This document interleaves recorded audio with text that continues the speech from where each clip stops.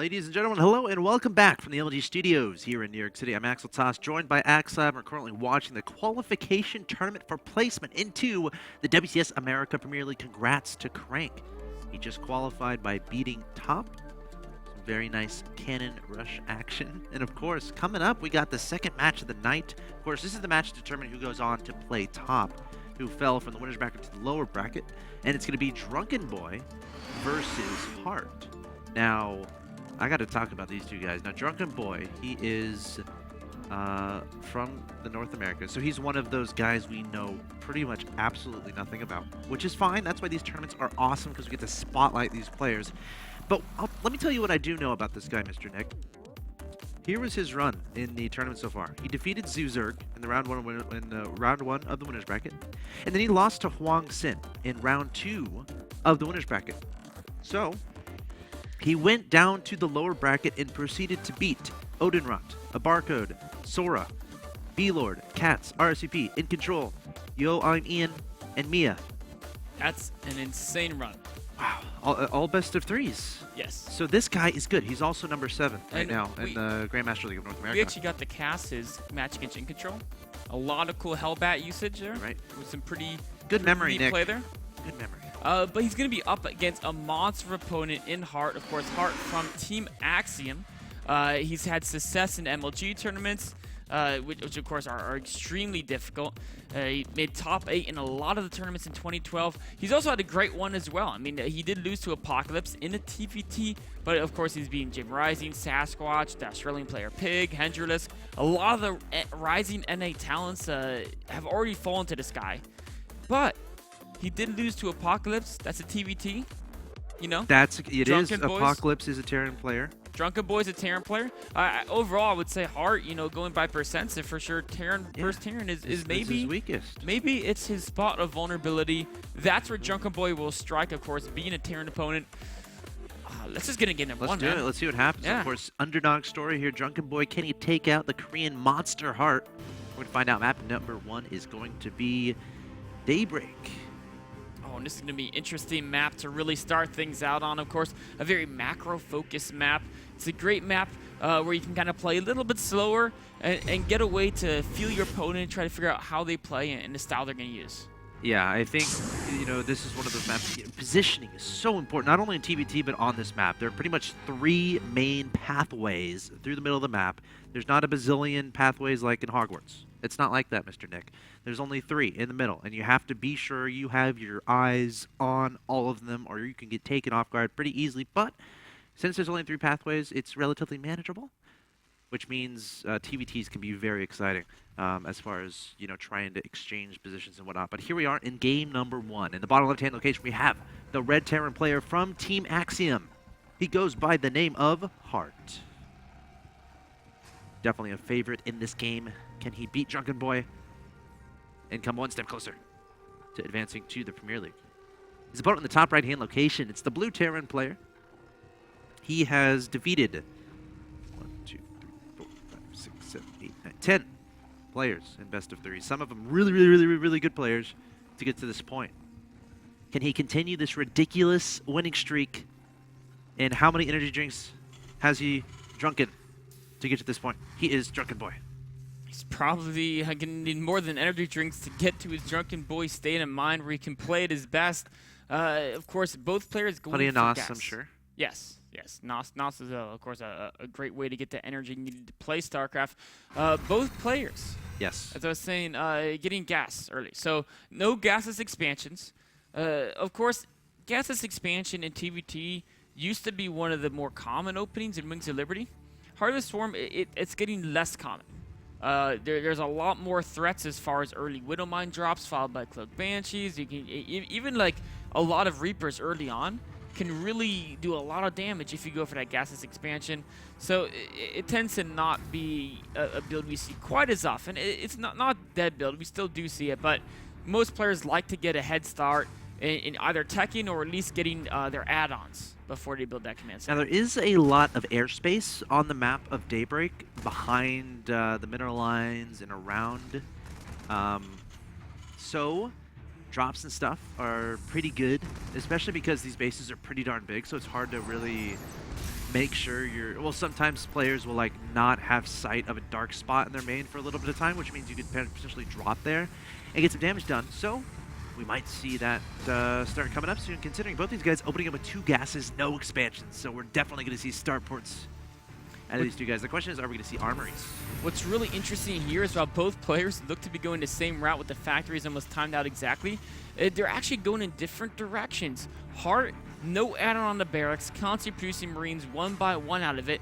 The factory's built more in a location where he might want to put a starport and build an add-on for the starport. On the other hand, Drunkenboi, of course, build a reactor that he's going to swap to his factory. So Heart going straight for the airplay.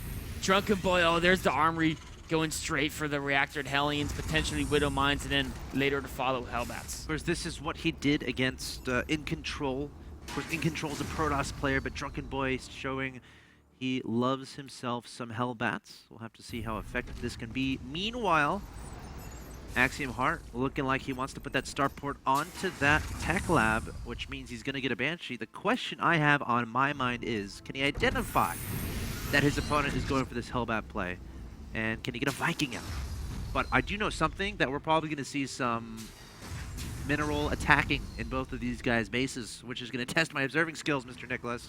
There definitely will be, of course, Cloak on the way from a Heart before the Banshee. If Drunkenboi doesn't identify the Banshee as Cloak, that could be very devastating because, yes, he's got Widow Mines, but the big thing here is he only has a single orbital command, no second command center yet, which means scans are going to be in a much more limited supply. We got some Widow Mines popping out, and here come the Hellbats. We're actually the starport going the reactor, so we could see a situation where he can build a medevac and a Viking at the same time, which would be double Hellbat drop. Or that's actually an opening we've seen a lot in Europe. That's just crazy, and that might actually just probably gonna happen. There it is, 2 medevacs. Yes, and then of course the timing is going to line up very well. To actually, the medevac should finish round time the exact same time the 3rd and 4th Hellbats pop out of the factory. But again, the medevac and Hellbats aren't going to be the best at dealing with the Viking play coming from Heart. Banshee play, excuse me. Yep. First Banshee already crashed. Wow, look at that, a very fast armor upgrade from Drunkenboi. That's very unusual to see that off of a single base. Whoa. Okay. You know, really wants those Hellbats to be strong, I guess. He does, and also the other cool thing is early on it is actually going to mean that oh no, the Banshee's here. He sees everything. I think he saw both medevacs. There's nothing that can shoot the Banshee. Is there anything? There's 2 Marines. There's not even a scan. Drunkenboi is just pretty much going to die to this. I mean, eventually he'll get Vikings out. He has to kill his opponent with the Hellbats. Yeah, eventually he'll get Vikings out and he'll scan, so it's not like he's going to be entirely dead, but he's not mining. He's taking insane amounts of damage from this Banshee. The real story here is the counter drop. Here come the Hellbats, going to be dropping right on top of the Marines. The Marines running for their lives. There's a tank out on the field. He's going to try to help out. But the Hellbats doing a decent job so far. A Banshee going to pop out. Now we're going to have to see miraculous micro here from Drunkenboi. At the same time, the Banshee's still doing ridiculous amounts of damage in Drunkenboi's main. He's going to scoop up those Hellbats and get out of there, but I think Heart is definitely going to be happy with this situation. He is. The Banshee running out of energy, being taken out by the Vikings of Drunkenboi, but so much damage was done. On the other hand, a very nice defense by Heart of the Hellbats. Yep, and again, Drunkenboi has to do as much damage as his opponent did to him. Oh no! 20 workers killed. You just lost the medevac that had 2 Hellbats in it. And the other one's going to die. I mean, it doesn't matter at this point, though. Yeah, the medevac, without Hellbats, it really can't do much damage on its own. Was there a second Banshee made from Drunkenboi, or from Heart, or did he just... I think he went... there it is. There is one. Okay, it's crossing map right now. I think he built a Viking in between. Yes. Because he spotted the medevacs. Yes. Well, he might have made 2 Banshees right away. Yeah, because maybe. the Banshee was going across the map. Yeah. And then made a Viking. That makes most sense. Anyways, anyway, second Banshee here in the main right now does have Cloak. There is a scan available and 2 Vikings. So, scanning a little on the early end. He might not actually get it. With 2 Vikings, you should normally get it with the scan, but he really hit that scan before his Vikings were in range. He just started his engineering bay. Now there's nothing that can detect this Cloak Banshee. And I mean, he's not getting another scan for a very long time. It's going to be, over 40 in-game seconds. And he basically can't mine. And you know what? He can't even finish eBay. Oh my gosh.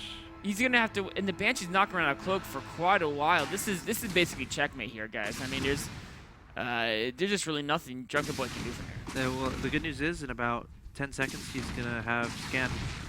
But the bad news is I think he might lose every one of his SUVs. Yeah, there's the GG from Drunkenboi. So Cloak Banshees, when you don't have a scan or detection, are very good. Yes. Maybe better than Hellbats.